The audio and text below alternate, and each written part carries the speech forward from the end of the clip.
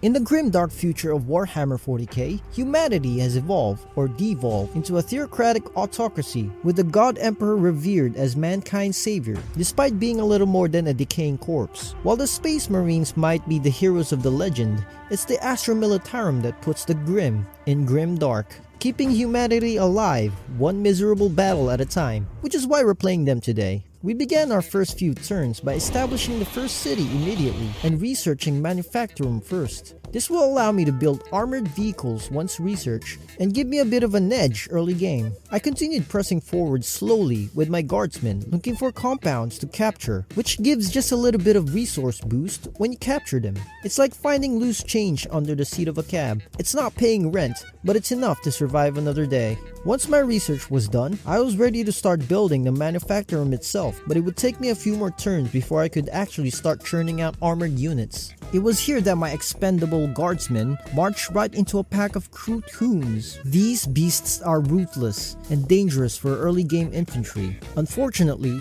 my guardsmen were also equipped with one of the weakest weapons in the 40k universe, the Last Gun, which are about as effective as squirt guns at a forest fire.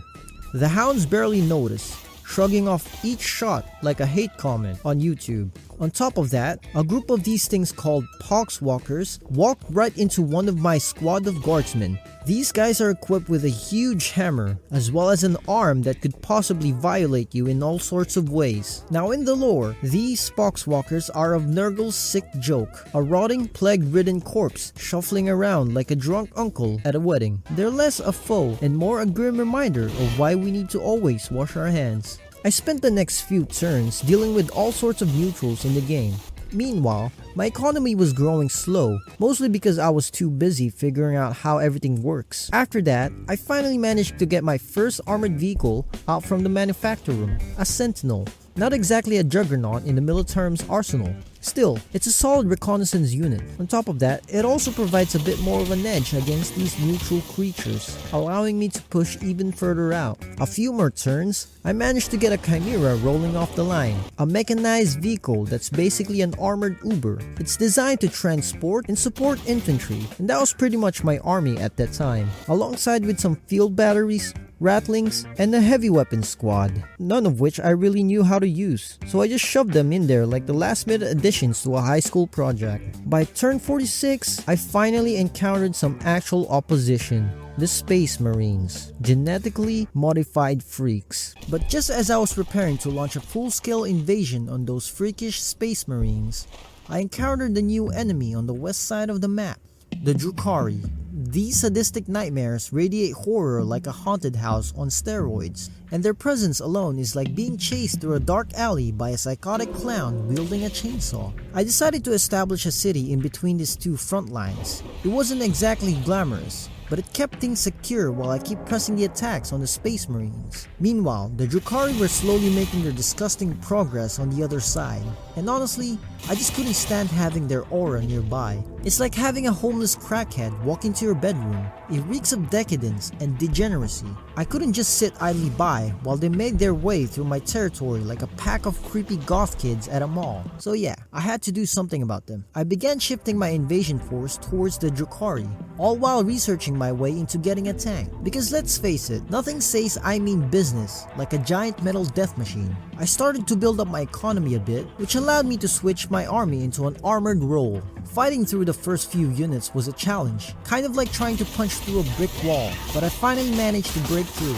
I laid my eyes on one of their cities. It looked less like a fortified stronghold and more like a trash heap ran by a sadistic Halloween decorator. I started probing the enemy's defenses, testing the waters with a few shots. Unfortunately, a few of my units got turned into confetti by the city's defense systems. It was like trying to storm a medieval castle with slingshots, humiliating and entirely ineffective. But that's when it hit me. Victory doesn't come from the everyday guardsmen of the Imperium. Bless their squishy and expendable hearts. Victory comes through steel and fire. I began churning out Lehman Rust tanks, the pride and joy of the Astra Militarum. These bad boys are the ultimate package. Plenty of steel for protection and enough firepower to turn any enemy into smoldering memory. To top it off, I added basilisks to the mix. Think of them as armored artillery with the personality of a long-range sniper and a vendetta against anything that breathes. Their range lets me obliterate any infantry units dumb enough to get close, softening them up like a meat tenderizer before delivering the final blow. As my shiny new army rolled off the assembly line, I gathered them around the first city. The plan? Level it to the ground and start a good old-fashioned snowball effect of destruction. Nothing screams Imperial dominance, quite like systematically erasing the enemy's existence one settlement at a time.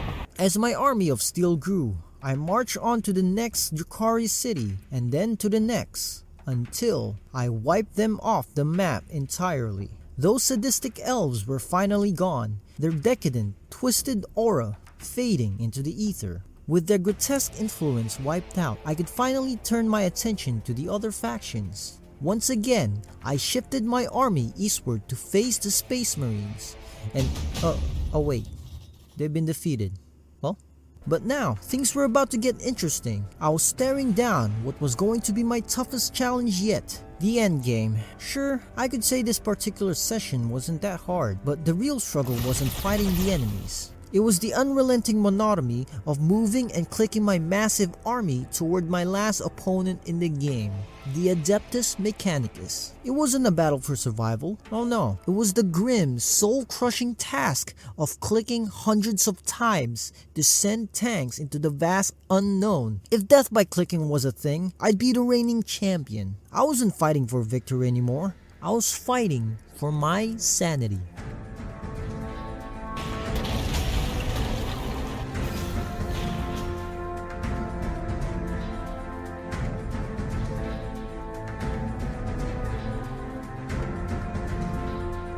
No joke, this slog took me 2 full hours to finally wipe out the last of them. As the final city crumbled into dust, I was greeted by the glorious victory screen. And I couldn't help but question if any of it was truly worth it. Was losing those guardsmen worth the price of the Imperium? Does sending millions of human lives to their death really further the Emperor's divine cause? Well, of course it does. This is Warhammer, for fuck's sake. Overall, I'd say this game was a special mix of grueling and enjoyable. Like eating your favorite meal but halfway through realizing it's poison. By the end, I felt my sanity slipping because let's be real. The end game of every 4X strategy is a mind-numbing exercise in tedium. It's the gaming equivalent of doing your taxes. And let me remind you, this entire session, yeah, this was on fucking easy mode.